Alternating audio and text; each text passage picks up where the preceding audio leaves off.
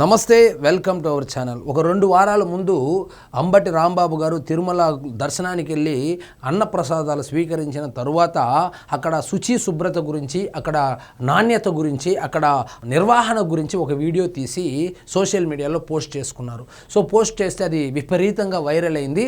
So కూటమి ప్రభుత్వం పరిపాలనలో తిరుమల తిరుపతి దేవస్థానం యొక్క నిర్వహణ బాగుందని, శుచి శుభ్రత బాగుందని, టేస్ట్ బాగుందని, నాణ్యత బాగుందని ఆయన నోటితో ఆయనే చెప్పాడు. ఈయన చెప్పినటువంటి 2 రోజులకి ఆ తిరుమలలో కల్తీ లడ్డుకు సంబంధించి ఒక్క చుక్క కూడా పాలు సేకరించినటువంటి డైరీలు ఏవైతే ఉన్నాయో వాటికి వాళ్ళు వైఎస్ఆర్సీపీ హయాంలో వాళ్ళు నెయ్యి కాంట్రాక్ట్ ఇవ్వడంతో వాళ్ళు కల్తీ నెయ్యిని సప్లై చేశారని, దాదాపు 20 కోట్ల లడ్డూలు దాంతోనే తయారు చేశారనేటువంటి ఒక న్యూస్ బయటకు రావడంతో సో జగన్మోహన్ రెడ్డి గారు ఈయన మీద సిర్రెత్తినట్టు సజ్జల రామకృష్ణారెడ్డి గారికి ఫోన్ చేసి తలంటితే ఆయన ఈయనకి ఫోన్ చేసి తలంటితే నువ్వు పోయినావు, బాగా తిన్నావు, రాకుండా వీడియో ఎందుకు చేసినావు, సో అన్న నీ మీద చాలా సీరియస్గా ఉన్నాడని చెబితే అన్నను ఏ విధంగా ప్రసన్నం చేసుకోవాలో బాగా తెలుసు వీళ్ళకు. పవన్ కళ్యాణ్ గారిని తిడితే అన్న దృష్టిలో పడచ్చనేటువంటి ఉద్దేశంతో ఇన్ని రోజులు లేదు, ఇప్పుడు కొత్తగా మళ్ళా డ్రామా స్టార్ట్ చేశాడు.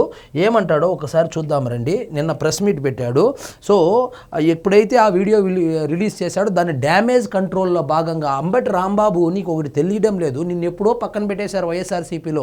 ఎప్పుడంటే నువ్వు సత్తెనపల్లిలో పోటీ చేసినప్పుడు సత్తెనపల్లిలో రెడ్డి సామాజిక వర్గానికి సంబంధించినటువంటి వాళ్ళు జగన్మోహన్ రెడ్డి గారి దగ్గరికి వెళ్ళి మేము అంబటి రాంబాబుకు మేము సహకరించము అని చెబితే జగన్మోహన్ రెడ్డి గారు ఇప్పుడే మనం ఆయన కాపు సామాజిక వర్గానికి చెందినవాడు, ఇప్పటికిప్పుడు ఆయన టికెట్ ఇవ్వకుండా పక్కన పెట్టేస్తే కొంచెం ఇబ్బంది అవుతుంది, దయచేసి చేయండి అన్న, మందికి ప్రభుత్వం వస్తుంది, మీకు ఏదైనా చేస్తానని చెప్పి ఆయన వాళ్ళను కాంప్రమైజ్ చేసి ఈయనకి టికెట్ ఇచ్చారు. ఇంకా వాళ్ళు పనిచేసినారా, వాళ్ళ కన్నడ లక్ష్మీనారాయణ పనిచేసినారా, అది పక్కన పెడితే ఓడిపోవడం జరిగింది. సో ఇప్పుడు ఆ నియోజకవర్గంలో రెడ్లంతా ఈయన్ని వెలివేసేశారు. వెలివేసేసి అక్కడ ఇంకొక రెడ్డి ఇన్ఛార్జ్ అని తెచ్చుకున్నారు, భార్గవ్ రెడ్డి సంథింగ్ ఏదో పేరు, డాక్టర్ గారిని అక్కడ ఇన్ఛార్జ్గా తెచ్చుకుంటే ఈయన ఖాళీగా ఉంటే సో ఒక సర్వే చేసినారు.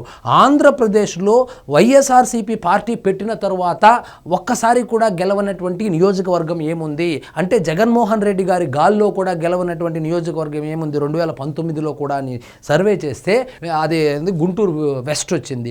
ఆ గుంటూరు వెస్ట్కి ఈయన్ని ఇన్ఛార్జిగా వేశారు. ఇంకా ఈయనకి అర్థం కావడంలా, రెడ్లు ఎప్పుడో పక్కన పెట్టేశారు. ఈయన రెడ్లు పక్కన పెట్టేస్తే ఈయన జగన్మోహన్ రెడ్డి బొమ్మ వేసుకొని కాపుల వనభోజనాలకు పోయి ఏందో ఆడ సొల్లేస్తున్నాడు.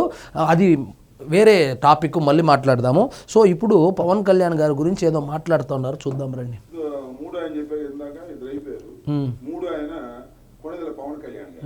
చంద్రబాబు నాయుడు గారి దత్తపుత్రుడు. నువ్వు దత్తపుత్రుడు అంటావు, నువ్వేదో జగన్మోహన్ రెడ్డి గారిని ప్రసన్నం చేసుకోవడానికి నువ్వు దత్తపుత్రుడు అంటావు. ఇన్ని రోజులు అనకుండా ఉండి ఇప్పుడు ఎందుకు అన్నావు అంటే తిరుమల ఎఫెక్ట్ అనమాట ఇది.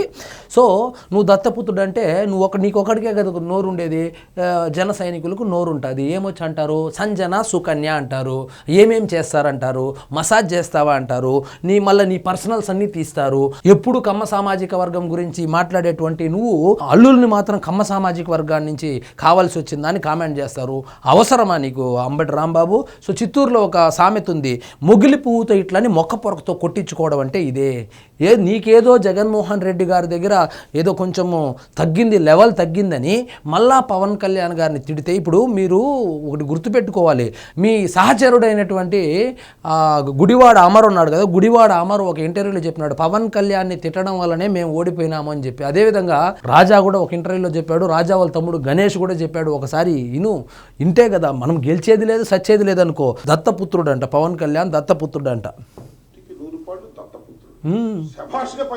నువ్వు దత్తపుత్రుడు అంటావు, వాళ్ళు వచ్చిందని దొంగపుత్రుడు. మీ యజమాని మీ రెడ్డి గారు ఎవరైతే ఉన్నారో ఆయన దొంగపుత్రుడు అంటారు. మళ్ళీ ఏమంటావు, ఇంతంత పెద్ద ఎర్ర కలరు ప్రింట్అవుట్లు తీసుకొస్తావు, కలర్ ప్రింట్అవుట్ తీసి గగ్గోలు పెడతావా, ప్రెస్ మీట్లు పెట్టి ఎస్పీ ఆఫీసులకు పోతావు, కోర్టుకు వెళ్తావు, కేసులు తీసుకోలేదంటావు. నీ గమ్మునోరు గమ్మును పెట్టుకుంటే వాళ్ళు కూడా గమ్మును పెట్టుకుంటారు. ఒక ఉప ముఖ్యమంత్రిని పెట్టుకొని దత్తపుత్రుడు అంటే ఆఫ్టర్ ఆల్ ఒక ఎమ్మెల్యేని ఏమంటారు వాళ్ళు, దొంగపుత్రుడు అంటారు. నరేంద్ర మోడీకి దత్తపుత్రుడు అంటారు. ఇంకా కొంచెం చదువుకోని వాళ్ళు ఇంకొక మాట కూడా అంటారు. నీకుంటుంది లేదు, ఏ విధమైన సందేహం లేదు. ఏంటంటే ఇతను గుంటూరు వెస్ట్ నుంచి గెలవడం లేదు, టికెట్ కూడా వస్తుందా లేదా అనే ఒక డౌట్ అయితే ఉంది. ఇస్తారో ఇవ్వరో అని చెప్పి, ఒకవేళ ఇచ్చినా ఈయన గెలవడు. కాంగ్రెస్ పార్టీని దూషించడానికి, చంద్రబాబు నాయుడు గారిని మొయ్యడానికి అద్భుతంగా పనిచేస్తున్నాడు. నెంబర్ 1 ప్రైజ్ ఇవ్వాలి అతను. నీకు ఇవ్వాలి నెంబర్ 1 ప్రైజ్ ఇవ్వాలి. నీకు ఎందుకు ఇవ్వాలంటే నువ్వు కాపు వనభోజనాలకు జగన్మోహన్ రెడ్డి గారు బొమ్మ వేసుకొని వెళ్ళిపోయి ఆయన యజమాని భక్తి చూపించావు కదా, దానికి ఇవ్వాలి నీకు నెంబర్ 1 ప్రైజ్. అసలు కాపు వనభోజనాలకు జగన్మోహన్ రెడ్డికి ఏం సంబంధము? జగన్మోహన్ రెడ్డి కాపులకి ఏం చేశాడు అసలు?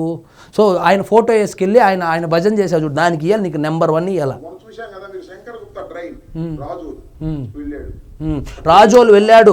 రాజోలు వెళ్తే ఆ ఉప ముఖ్యమంత్రిగా ఆయన రాజోలుకి వెళ్ళి ఆ శంకర్ గుప్తా, ఈ రోజుది కాదు ఆ డ్రైన్ ప్రాబ్లము, రాజశేఖర్ రెడ్డి గారు ఉన్నప్పటి నుంచి ఉంది ఆ ప్రాబ్లము. ఆ ప్రాబ్లంని మీరు పట్టించుకోకపోతే 5 సంవత్సరాలు రాజోలు వైపే చూడకపోతే ఆ రాజోలులో కేవలము ఇసుక దిన్నెలు ఎవరు తోలుకునింది?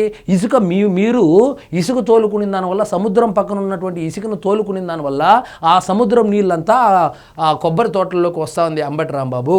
కాబట్టి నోటికి వచ్చినట్లు మాట్లాడద్దు. సో పవన్ కళ్యాణ్ గారు ఆయన ఉప ముఖ్యమంత్రిగా ఆయన్ని 2 సార్లు వాళ్ళ పార్టీని అక్కడ గెలిపించారు కాబట్టి వెళ్ళి శాశ్వత పరిష్కారం చేస్తాను. ఏ రోజైనా మీ ముఖాలకి అక్కడ కొబ్బరి బోర్డు పెట్టాలనేటువంటి ఒక ఆలోచన వచ్చిందా? లేదు కదా. కొబ్బరి బోర్డు కూడా పెడతాను, శాశ్వత పరిష్కారం తీసుకొని వస్తాను, ఇక మీదట ఇలాంటి సమస్య రాకుండా మనం కృషి చేద్దామని చెప్పి హామీ ఇచ్చి వచ్చాడు. మనం ఏం చేశాము?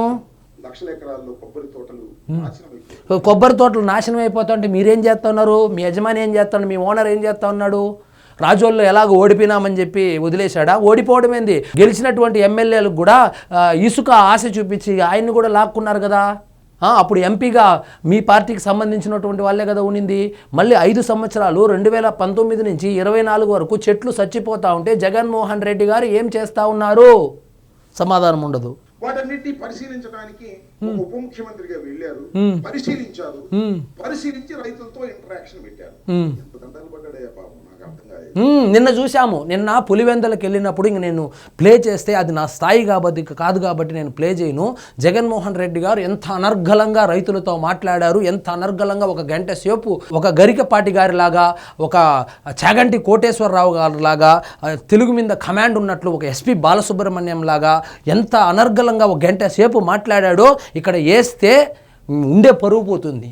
మాట్లాడడం గురించి, రైతుల గురించి మాట్లాడడం గురించి నువ్వు చెప్పాలా, మీ యజమాని చెప్పాలా? కాబట్టి ఒకటి గుర్తుపెట్టుకో, నిన్ని పక్కన పెట్టేశారు. రెడ్డి సామాజిక వర్గం నిన్ని పూర్తిగా పక్కన పెట్టేసింది కాబట్టి నిన్ను సత్తెనపల్లి నుంచి తరిమేశారు.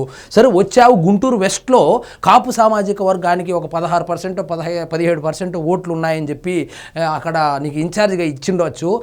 నీకు ఒక ఉచిత సలహా చెప్తాను చూడు. ఎట్లా యూట్యూబర్ అవతారం ఎత్తినావు, ఆమ్లెట్లో వేసుకుంటా ఉంటావు, అదే కంటిన్యూ చేయి. ఆ ఏదో సంపాదించుకున్న డబ్బులు బొక్క తప్పితే నువ్వు గుంటూరు వెస్ట్లో గెలిచవు. దానికి తోడు ఇంకా నువ్వు పవన్ కళ్యాణ్ని తిట్టుకుంటా పోతున్నావు. పవన్ కళ్యాణ్ని తిట్టే ఏ కాపు నాయకుడు కూడా ఇంకా ఫ్యూచర్లో గెలవరు. ఏమంటే ఆల్రెడీ ప్రూవ్ అయింది మొన్న, ఇదే కంటిన్యూ అవుతుంది. సరే ఇది మీకు కొంచెం ఘాటుగా ఉండొచ్చు, నేను చెప్పేది ఘాటుగా ఉండొచ్చేమో గాక, కానీ ఇదే సత్యం. నెక్స్ట్ టైం కూడా ఇదే రిపీట్ అవుతుంది. కొంతమంది తెలుసుకున్నారు, కొంతమంది ఇతను నిన్న ఇంకొక వీడియో చేసి ఇతను మా విజయసాయిరెడ్డి గురించి తిడతాడు. విజయసాయిరెడ్డి ఈయనకు మంత్రి పదవి రావడానికి ప్రధాన కారణం విజయసాయిరెడ్డి. ఈయన పక్కన పెట్టేసింటే విజయసాయిరెడ్డి వాళ్ళ ఇంటి దగ్గర గేటు దగ్గర ఎన్ని గంటలు నిలబడుకొని ఆ పదవి తెచ్చుకున్నాడు. విజయసాయిరెడ్డిని అడిగితే చెప్తాడు. విజయసాయిరెడ్డిని కూడా తిట్టే అంత పెద్దోడైపోయినాడు. కాబట్టి నీకేదో నోరు ఉంది కదా అని చెప్పి నువ్వేదో ఇష్టానికి మాట్లాడితే ఆ కింద కామెంట్లలో పోయి చూడు. ఒకసారి పోస్ట్ పెట్టడం కాదు, ట్విట్టర్లో పోస్ట్ పెట్టడం కాదు, అప్పుడప్పుడు కామెంట్లు కూడా చదువు. ఇక ఆ కామెంట్లు కనుక చదివినావంటే ఇంకొకసారి ఆ ట్విట్టర్కే పోవు. సో మనది కూడా నువ్వెంత, నీ కథ ఎంత, నీ ఇదెంత, అదేదో జగన్మోహన్ రెడ్డిగా చెప్పులు వేసుకొని కూడా లోపలికి పోయే పరిస్థితి లేదు నీకు జగన్మోహన్ రెడ్డి దగ్గర. నువ్వు వచ్చిందనే పవన్ కళ్యాణ్ని దత్తపుత్రుడు అంటారు. సో నువ్వు ఇట్లా నోరు పారేసుకుంటావు, వాళ్ళు ఏదైనా అంటారు, మళ్ళీ పోస్టర్లు రెడ్ కలర్ పోస్టర్లు ఎత్తి ఎస్ఐ నా ఫోన్ ఎత్తట్లేదు, ఎస్పీ నా ఫోన్ ఎత్తట్లేదు, కోర్టులో కేసు తీసుకోవట్లేదు అని చెప్పి గగ్గోలు పెడతావు. అవసరమా అంబటి రాంబాబు మనకు?